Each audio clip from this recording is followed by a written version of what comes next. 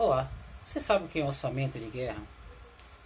Será que essa é a melhor opção para a gestão orçamentária nesse momento de crise?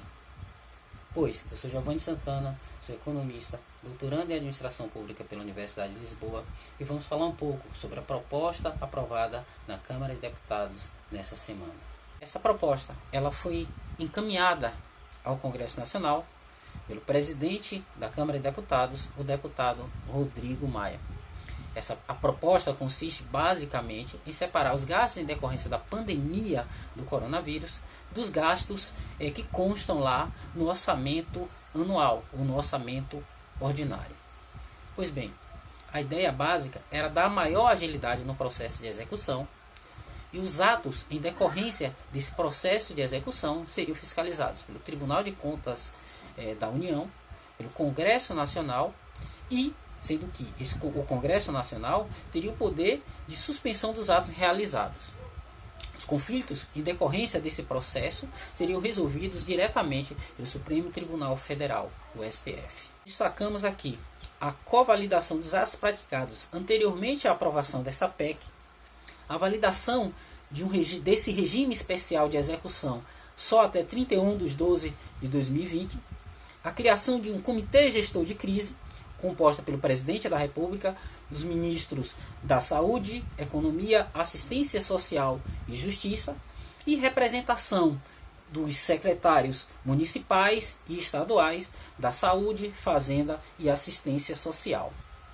No tocante ao financiamento desse orçamento, ficou definido a suspensão da regra do ouro, que consiste em a impossibilidade do Estado se endividar para pagamento de salário e ou despesas de manutenção da máquina pública, ou seja, a partir desse momento, o Estado poderia inclusive emitir títulos para pagamento de salários, aposentadoria, juros das dívidas ou outra despesa, e o principal, uma dispensa de cumprimento de restrições legais e constitucionais, seja ela para o aumento da despesa ou concessão de incentivos fiscais ou benefícios. Bem, gostaria de fazer duas considerações no que diz respeito a essa proposta de emenda à Constituição.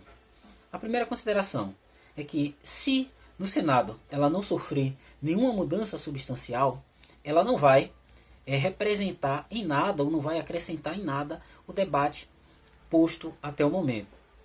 Há de considerar que o decreto de calamidade pública e a lei que instituiu o auxílio emergencial, eles já criaram as condições necessárias para uma execução diferenciada do orçamento. Segunda consideração a ser feita é que, na tentativa de gerar liquidez no mercado ou disponibilizar recursos para as empresas, o governo está autorizando a aquisição de títulos públicos, títulos da dívida pública, seja eles nacionais ou internacionais, e de dívida privada, debêntures, carteiras de créditos ou certidão de débito bancário. A ideia do governo é comprar esses títulos de dívida e disponibilizar esse recurso para o mercado, para que a empresa possa usar esses recursos nesse momento difícil. O questionamento que está sendo feito é que qual a qualidade desses títulos adquiridos? Será que o governo vai conseguir reaver esses recursos no futuro?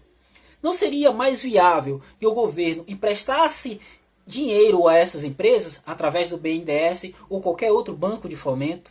Gostaria de ressaltar nesse processo de aquisição de dívida que será muito importante um debate amplo sobre as questões morais envolvendo essa relação público e privado na aquisição dessas dívidas. E um segundo ponto, quais são as empresas que serão beneficiadas com essas aquisições de dívida? Qual a externalidade gerada por essas empresas? Quantos empregos serão salvos com essa ação realizada pelo governo ou pelo Banco Central? Sobre a PEC de orçamento de guerra, essa é a nossa contribuição. Voltaremos em um novo vídeo para discutir a possibilidade de expansão da base monetária, ou seja, o governo emitir moeda para atender às suas demandas nesse momento de crise.